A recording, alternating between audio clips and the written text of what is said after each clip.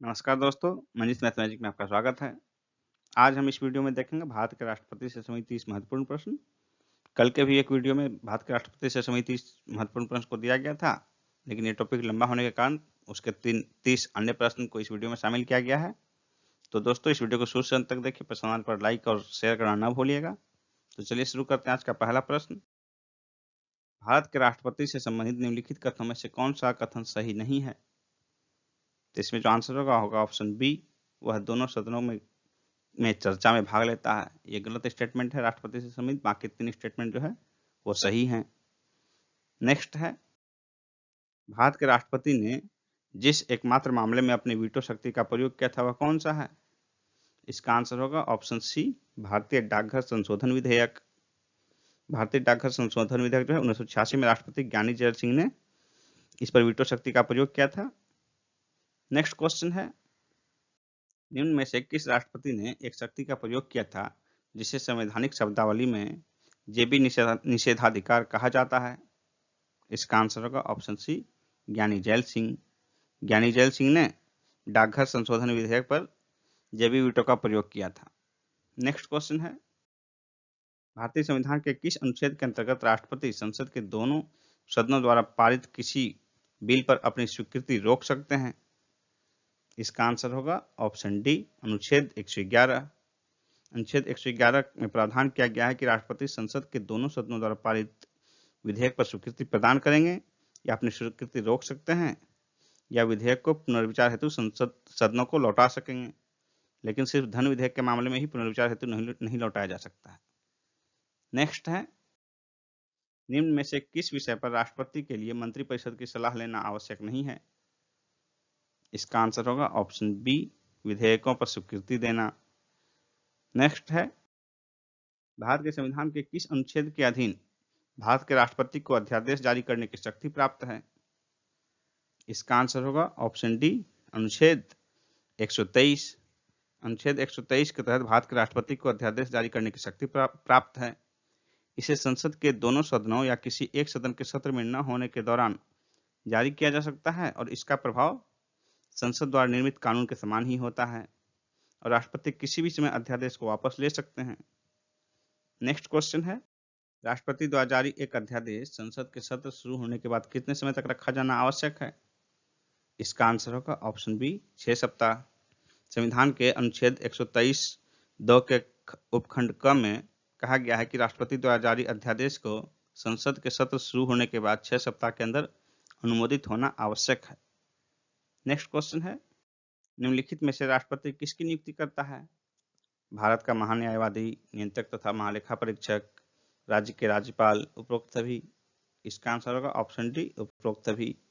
महान्यायवादी, नियंत्रक तथा महालेखा परीक्षक और राज्यपाल तीनों की नियुक्ति राष्ट्रपति द्वारा ही की जाती है। नेक्स्ट क्वेश्चन है, निम्न में से भारत का राष्ट्रपति किसकी नियुक्ति नहीं करता है? इसका आंसर होगा ऑप्शन ए, उपराष्ट्रपति, क्योंकि उपराष्ट्रपति का निर्वाचन किया जाता है। नेक्स्ट क्वेश्चन है, संविधान असाधारण परिस्थितियों में राष्ट्रपति को राज्य के कृत्यों के निर्वहन हेतु बंद कर सकता है किस अनुच्छेद के तहत? इसका आंसर होगा ऑप्शन ए, अनुच्छेद 160 के तहत। नेक्स्ट क्वेश्चन है, भारतीय संविधान भारत के राष्ट्रपति को अधिकार नहीं देता है कि वह प्रधानमंत्री की नियुक्ति करे, राज्यों के मुख्यमंत्री की नियुक्ति करे, रक्षा बलों के सर्वोच्च कमांडर हो और देश के किसी भाग में आपातकालीन स्थिति लागू करे। इसका जो आंसर हो जाएगा वो होगा ऑप्शन बी, राज्यों के मुख्यमंत्री की नियुक्ति करे। यानी कि भारतीय संविधान भारत के राष्ट्रपति को अधिकार नहीं देता है कि वह राज्यों के मुख्यमंत्री की नियुक्ति करे, क्योंकि भारतीय संविधान के अनुच्छेद 164 के खंड 1 के तहत राज्यों के मुख्यमंत्री की नियुक्ति का अधिकार राज्यों के राज्यपाल को दिया गया है। इसलिए इसका आंसर हो जाएगा ऑप्शन बी, राष्ट्रपति को नियुक्ति का अधिकार नहीं है राज्यों के मुख्यमंत्री का। नेक्स्ट क्वेश्चन है, भारतीय संविधान का कौन सा अनुच्छेद राष्ट्रपति को उच्चतम न्यायालयों से परामर्श करने की शक्ति प्रदान करता है? इसका आंसर होगा ऑप्शन सी, अनुच्छेद 143। अनुच्छेद 143 में कहा गया है कि राष्ट्रपति को विधि तथा तथ्य के व्यापक महत्व के प्रश्न के संदर्भ में उच्चतम न्यायालय से परामर्श करने की शक्ति प्रदान है। नेक्स्ट क्वेश्चन है, भारत के राष्ट्रपति को यह अधिकार नहीं प्राप्त है कि वह सर्वोच्च न्यायालय के न्यायाधीश को हटाए। बी ऑप्शन हो जाएगा आंसर, क्योंकि सर्वोच्च न्यायालय के न्यायाधीश को हटाने के लिए महाभियोग की प्रक्रिया का प्रावधान किया गया है हमारे संविधान में। नेक्स्ट क्वेश्चन है, राष्ट्रपति की क्षमा आदि की शक्ति एक न्यायिक शक्ति है। बी आंसर हो जाएगा। नेक्स्ट है, निम्न में से कौन सा संवैधानिक विशेषाधिकार राष्ट्रपति का नहीं है? इसका आंसर होगा ऑप्शन बी, वित्तीय बिल को पुनर्विचार हेतु लौटाना, क्योंकि वित्तीय बिल जो है राष्ट्रपति की सहमति से ही, राष्ट्रपति की सिफारिश के बाद ही प्रस्तुत किया जाता है। नेक्स्ट है, संसद के लिए राष्ट्रपति का अभिभाषण कौन तैयार करता है? इसका आंसर होगा ऑप्शन डी, केंद्रीय मंत्रिमंडल। नेक्स्ट है, स्वतंत्र भारत के प्रथम राष्ट्रपति थे, किस प्रदेश से थे? इसका आंसर होगा ऑप्शन सी, बिहार से। प्रथम राष्ट्रपति डॉक्टर राजेंद्र प्रसाद बिहार से रहने वाले थे। नेक्स्ट है, 2 अवधि के लिए भारत के राष्ट्रपति कौन निर्वाचित हुए थे? इसका आंसर होगा option B, doctor Rajendra Prasad. Next है, भारतीय राष्ट्रपति के सर्वसम्मति से चुने जाने का अभी तक का एकमात्र उदाहरण कौन सा है? इसका आंसर होगा ऑप्शन डी, नीलम संजीव रेड्डी। नीलम संजीव रेड्डी जो है 1977 से 1982 तक भारत के राष्ट्रपति रहे और एकमात्र राष्ट्रपति जिनका चयन सर्वसम्मति से किया गया है। नेक्स्ट है, निम्नलिखित में से कौन राष्ट्रपति होने से पूर्व भारत के उपराष्ट्रपति के पद पर आसीन नहीं रहे? इसका आंसर होगा ऑप्शन सी, नीलम संजीव रेड्डी। बाकी 3 ऑप्शन जो है राष्ट्रपति से पूर्व उपराष्ट्रपति भी रहे हैं। नेक्स्ट है, निम्नलिखित भारत के राष्ट्रपतियों में कौन दार्शनिक राजा अथवा दार्शनिक शासक के रूप में जाना जाता है? इसका आंसर होगा option A, doctor Sarvepalli Radhakrishnan. Next question है, भारत के निम्नलिखित राष्ट्रपतियों में से कौन ट्रेड यूनियन आंदोलन से संबद्ध रहा है? इसका आंसर होगा ऑप्शन ए, वीवी गिरी। वीवी गिरी भारत के चौथे राष्ट्रपति जो 1969 से 74 तक भारत के राष्ट्रपति रहे। ये 2 बार अखिल भारतीय ट्रेड यूनियन कांग्रेस के अध्यक्ष भी रह चुके हैं। नेक्स्ट क्वेश्चन है, भारत के किस राष्ट्रपति को मिसाइल मैन की संज्ञा दी जाती है? Doctor Radhakrishnan, doctor APJ Abdul Kalam, doctor Shankar Dayal Sharma, इनमें से कोई नहीं। इसका आंसर होगा option B, doctor APJ Abdul कलाम।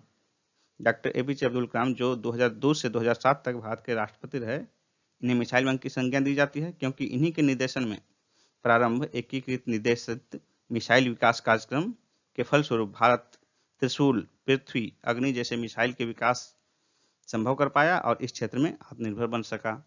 नेक्स्ट क्वेश्चन है, भारत के निम्न मुख्य न्यायाधीशों में से किस एक ने राष्ट्रपति के रूप में कार्य किया था? इसका आंसर होगा option B, justice M Hidayatullah. Justice M Hidayatullah 20 जुलाई 1969 से 24 अगस्त 1969 के दौरान कार्यवाहक राष्ट्रपति के रूप में कार्य किए थे। नेक्स्ट है, कौन सा कथन असत्य है? इसका आंसर होगा ऑप्शन सी, उपराष्ट्रपति का चुनाव भारत का राष्ट्रपति करता है। यह ऑप्शन गलत है, बाकी 3 ऑप्शन जो है वो 3 ऑप्शन सही है। उपराष्ट्रपति का चुनाव राष्ट्रपति नहीं बल्कि संवैधानिक प्रक्रिया के तहत किया जाता है। नेक्स्ट है, निम्नलिखित में से किसी भौगोलिक क्षेत्र को अनुसूचित घोषित करने की संवैधानिक अधिकार किसे है? इसका आंसर होगा ऑप्शन डी, राष्ट्रपति को। नेक्स्ट क्वेश्चन है, वह राष्ट्र का प्रतिनिधित्व करता है परंतु राष्ट्र का नेतृत्व नहीं करता है, यह उक्ति निम्न में से किस पर लागू होती है? इसका आंसर हो जाएगा ऑप्शन बी, राष्ट्रपति। नेक्स्ट है, भारत के पूर्व राष्ट्रपतियों में निम्नलिखित में से कौन बिहार के राज्यपाल रह चुके हैं? इसका आंसर होगा option C, doctor Zakir Hussain. Doctor Zakir Hussain 6 जुलाई 1957 से 11 मई 1962 तक बिहार के राज्यपाल रह चुके हैं।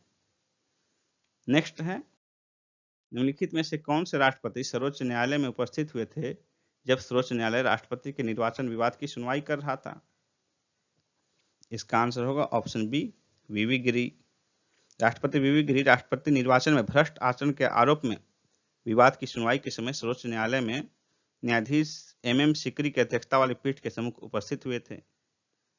नेक्स्ट क्वेश्चन है, राष्ट्रपति भवन को डिजाइन किया गया था एडवर्ड स्टोन द्वारा, ली कोबर्सियर द्वारा, एडविन लुटियंस द्वारा, तरुण दत्त द्वारा?